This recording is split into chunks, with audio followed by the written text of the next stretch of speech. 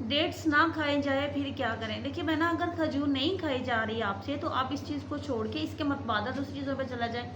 अब जैसा कि हर वाइट चीज़ खून पैदा करती है, अंडा, मूली, शलजम।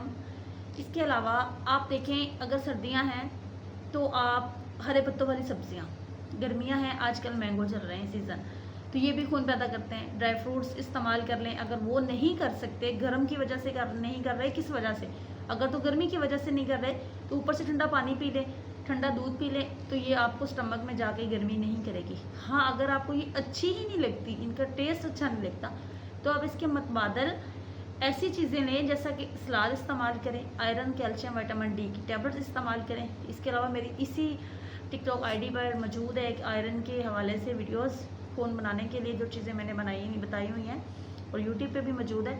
अगर आप एक बार देखेंगे तो आपको बहुत ज़्यादा फ़ायदा होगा, तो आप जाके एक बार लाजमी देखिएगा। Thank you very much.